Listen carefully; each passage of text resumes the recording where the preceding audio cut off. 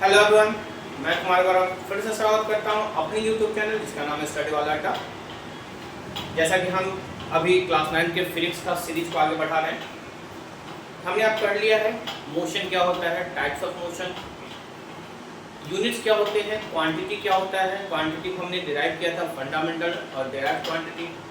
Fundamental quantity जो किसी पे डिपेंडेंट ना हो, खुद में फ्री हो, खुद पे आज़ाद हो, वो होता है फंडामेंटल।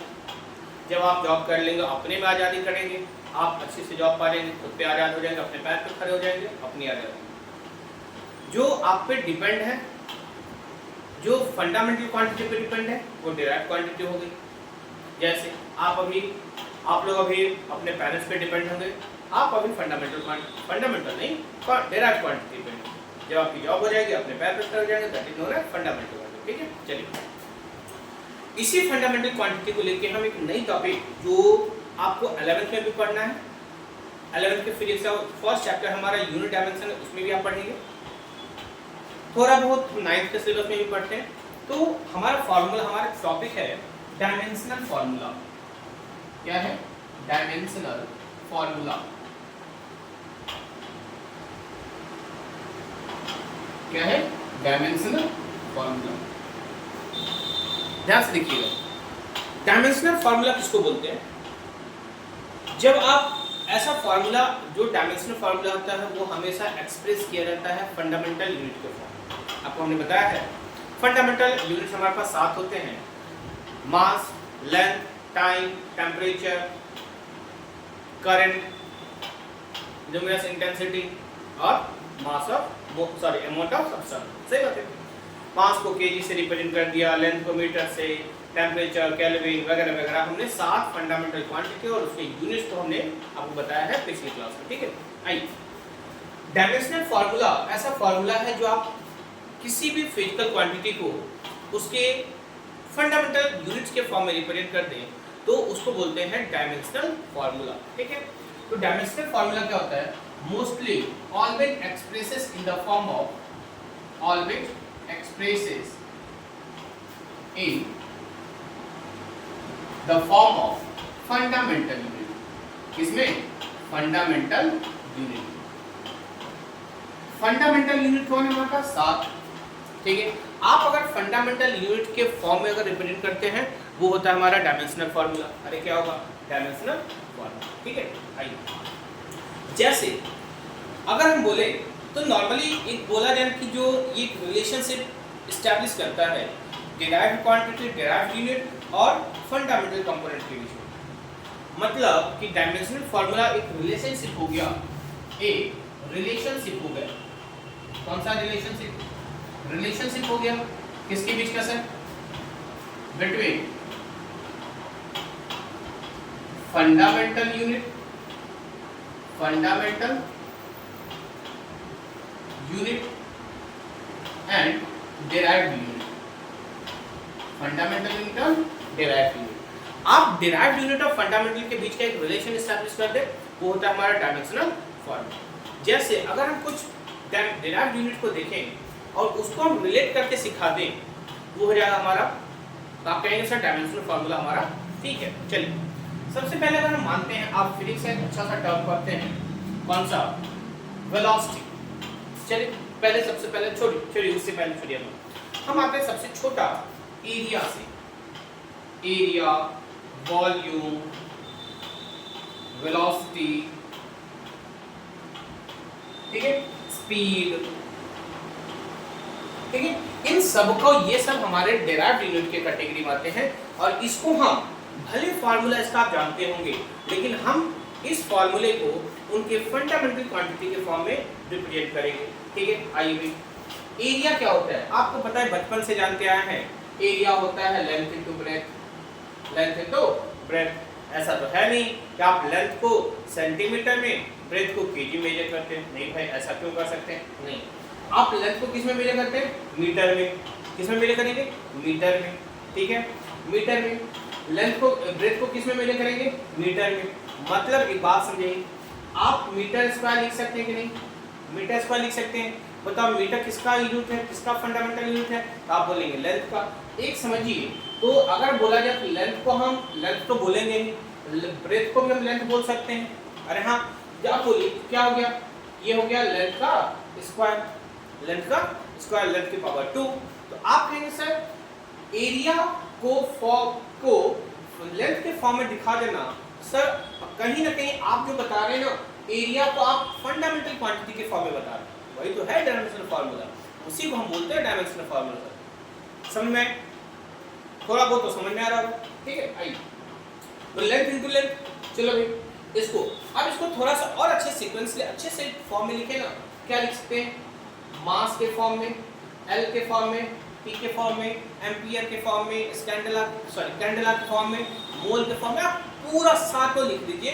जो जो इसमें दिख रहा है उसके ऊपर नंबर जाएगा, जो नहीं है उसके ऊपर 0 लिखा जाएगा। देखो मास है क्या, नहीं, मास तो केजी में दिख नहीं रहा, क्या लिखेंगे, क्या बोलो, हाँ, एल पे कितना है 2 लिख दिया, टाइम पे क्या है सर टी पे 0, ये हमारा क्या होगा मोस्टली। तो अगर बोला जाए कि एरिया का डायमेंशनल फार्मूला क्या होगा, आप बोलेंगे m0 l2 t2, m0 l का स्क्वायर t का 0, ठीक है। आइए वॉल्यूम क्या होता है बताओ, आप लोगों को पता होगा, length into breadth into height, length into breadth into height. भाई देखो लेंथ भी लेंथ है, लेंथ को भी आप मीटर में मेजर करते हैं, ब्रेथ को भी आप मीटर में मेजर करते हैं, और हाइट को भी आप मीटर में मेजर करते हैं। तो आप समझे मीटर मीटर मीटर मतलब वो डायरेक्टली बोला, आप किसको, चाहे वो लेंथ हो, चाहे ब्रेथ हो, चाहे हो हाइट हो, उसको आप हमेशा किस फॉर्म में रिप्रेजेंट करेंगे, लेंथ के फॉर्म में, राइट। भाई क्या लेंथ को हम लेंथ लिख सकते हैं, ब्रेथ को भी हम लेंथ लिख सकते हैं, और हाइट को आप लेंथ लिख सकते हैं। क्या हो जाएगा बताओ, l के पावर 3, अरे क्या हो जाएगा l के पावर 3। समझ में ये बात क्या, अरे बोला हाँ कि ना, समझ में, ठीक है। आइए कहने का मतलब समझ रहे हैं आप कि आप अगर किसी भी डिराइव्ड यूनिट को उसके फंडामेंटल यूनिट के फॉर्म में रिप्रेजेंट कर दे तो हमारा कहलाएगा क्या, डायमेंशनल फार्मूला। अरे हाँ कि ना, क्या कहलाएगा, डायमेंशनल फार्मूला। आगे भी वेलोसिटी की बात करते हैं। वेलोसिटी नॉर्मल पढ़े होंगे आप लोग। नो वेलोसिटी क्या होता है, displacement upon time, displacement upon time, क्या है, displacement upon time, displacement upon time. भाई बताओ, टाइम तो हमारा फंडामेंटल क्वांटिटी, इसका कुछ करना नहीं मुझे, ठीक है। आओ भाई, डिस्प्लेसमेंट को हम लेंथ में मेजर करते हैं, मीटर में मेजर करते हैं। मीटर हमारा किसका क्वांटिटी, किसकी यूनिट है, तो लेंथ की, लेंथ क्या है हमारा फंडामेंटल क्वांटिटी, तो आप वो लिख सकते हैं। बताओ भाई, ये हमारा लेंथ है और ये हमारा टाइम हो गया, अरे बोला हाँ टाइम हो गया। आप क्या लिख सकते हैं, आपको पता है कि l के पावर क्या हो गया 0। अब आपको ये, अच्छा एक बात सुनिएगा, l को l इंटू 1/t लिख सकते हैं क्या, l को l अपॉन t को l इंटू 1/t लिख सकते हैं क्या, l इंटू 1/t लिख सकते हैं। देखना भाई, l के पावर 1, इसके भी पावर 1, बोलो हाँ। अब देख, अगर इसको ऊपर ले जाए क्या हो जाएगा, l के पावर 1 t के पावर -1, ठीक। आपको l और t दिख गया, चलो ठीक है, यही हमारा क्या होगा डायमेंशनल फार्मूला किसका, वेलोसिटी का, किसका हो जाएगा वेलोसिटी, ठीक है। आइए बहुत अच्छे इंसान है, आ जाओ एक्सेलरेशन की बात करते हैं। किसकी बात करेंगे, किसकी बात करेंगे, एक्सेलरेशन की, ठीक है। आइए आसानी से समझिए, कहते हैं हार्ड है, नहीं एकदम हार्ड नहीं है।